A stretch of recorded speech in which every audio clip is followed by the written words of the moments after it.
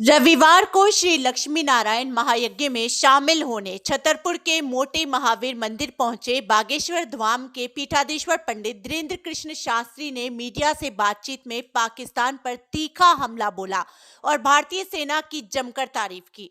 उन्होंने जिले के नौगांव में जन्मी कर्नल सोफिया कुरैशी को बेटियों के लिए मिसाल बताया। महायज्ञ में शामिल होने आए श्रद्धालुओं ने महाराज श्री के बयानों का समर्थन करते हुए उनकी राष्ट्रभक्ति की सराहना की। आयोजन में बड़ी संख्या में लोग उपस्थित रहे।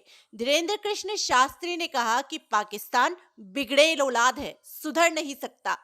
कुत्ते की पूंछ पुंगरिया में डालो, टेढ़ी की टेढ़ी निकलती है। वही हाल पाकिस्तान का है।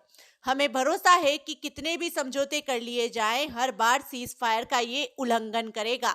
जब तक उनके घर में घुसकर जवाब नहीं देंगे तब तक इन्हें समझ नहीं आएगा। भारत की सेना और प्रधानमंत्री के पास इससे बेहतर उपाय नहीं है। समझदार को इशारा काफी है। वहीं नौगांव में जन्मी कर्नल सोफिया कुरैशी की तारीफ करते हुए महाराज श्री ने कहा कि हमें गर्व है कि बुंदेलखंड की धरती छतरपुर के नौगांव से भारतीय सेना में अपनी कार्यशैली से बेटियों के लिए मिसाल कायम करने वाली सोफिया कुरैशी ने ये दिखाया है कि हमारी बेटियां बेटों से कम नहीं हैं। वो महारानी लक्ष्मीबाई का जीता जागता उदाहरण है। पाकिस्तान में बिना लड़ाई के जीत का जश्न मनाए जाने पर तंज कसते हुए शास्त्री ने कहा कि पाकिस्तान में पटाखे फोड़कर जश्न मना रहे हैं कि हम जीत गए। बिना लड़ाई की जीत का जश्न सिर्फ पाकिस्तान में हो सकता है। हमारी सेना 2 दिन पहले मिनी दिवाली मना रही थी, तब वो जीत का जश्न नहीं मना रहे थे। उनका हाल वही है जैसे बुंदेलखंड की कहावत, खिसियानी बिल्ली खंबा नोच। जीत गए।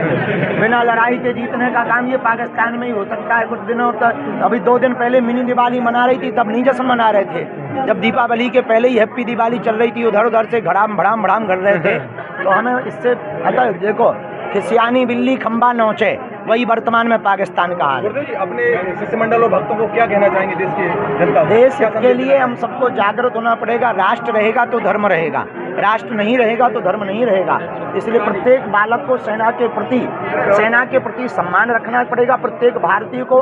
और भारत माता के कर्तव्यों के निर्वहन के लिए हम लोगों को खुद अगर जंग में उतरना पड़े तो प्रत्येक भारतीयों को शस्त्र शास्त्र दोनों की विधा से पारंगत रह करके अगर हमको जो है भारतीय सेना के साथ कदम से कदम मिलाने का मौका मिले तो उसे भारत माता का सौभाग्य समझ करके उतर जाना चाहिए।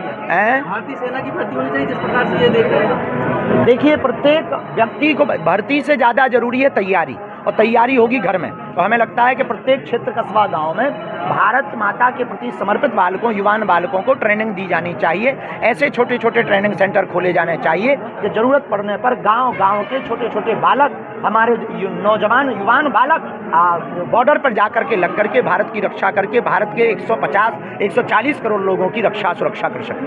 धन्यवाद।